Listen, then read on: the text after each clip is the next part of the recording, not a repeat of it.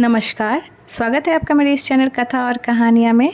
आप सबको नवरात्रि की हार्दिक शुभकामनाएं। नवरात्रि के 7वें दिन को महासप्तमी कहते हैं। नवरात्रि के 7वें दिन माता कालरात्रि की पूजा की जाती है। माता कालरात्रि को साहस, पराक्रम और न्याय की देवी माना जाता है। कालरात्रि माता पापियों का संहार करके भक्तों की रक्षा करती है।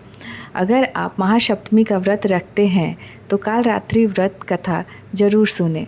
तो चलिए अब हम कथा को शुरू करते हैं। एक समय पर रक्तबीज नामक एक राक्षस का आतंक फैल गया था। रक्तबीज के पास एक वरदान था कि उसके शरीर से गिरने वाला हर खून की बूंद एक नए राक्षस को जन्म देती थी। यह वरदान उसे अमर बना रहा था। देवता और मनुष्य सभी उसकी क्रूरता से पीड़ित थे। देवताओं ने इस समस्या का समाधान खोजने के लिए भगवान शिव से मदद मांगी। इस दानव का अंत केवल माता पार्वती ही कर सकती थी। देवताओं ने माता पार्वती से प्रार्थना की। माता पार्वती ने रक्तबीज का अंत करने के लिए माँ कालरात्रि को उत्पन्न किया। माँ कालरात्रि ने रक्तबीज का सामना किया और युद्ध शुरू हो गया। रक्तबीज को मारना लगभग असंभव था, क्योंकि उसके खून का हर एक बूंद एक नए राक्षस को जन्म दे रही थी। लेकिन माँ कालरात्रि ने एक योजना सोची। माँ कालरात्रि ने रक्तबीज पर आक्रमण किया और जैसे ही उसके शरीर से खून बहना शुरू हुआ, उन्होंने अपने मुंह से सारा खून पी लिया।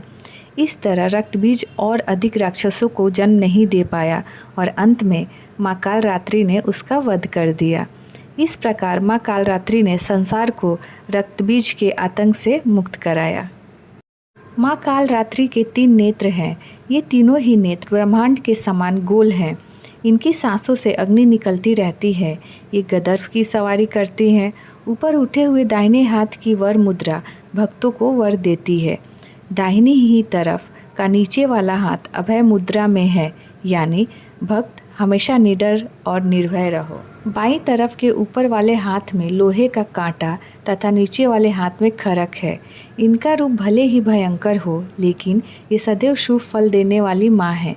इसीलिए ये शुभंकरी कहलाती हैं, अर्थात इनसे भक्तों को किसी भी प्रकार से भयभीत या आतंकित होने की कतई आवश्यकता नहीं।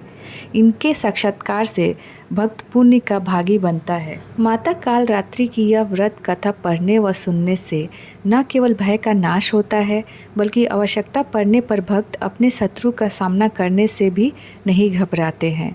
माँ कालरात्रि हमेशा सच्चाई और न्याय पर चलने का संदेश देती हैं।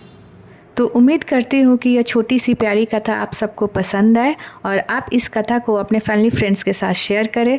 और अगर आप मेरे चैनल कथा और कहानियाँ पर नए हैं तो इसे सब्सक्राइब करना ना भूलें। तो चलिए फिर मिलते हैं एक नई कथा कहानी के साथ। तब तक जय माता दी।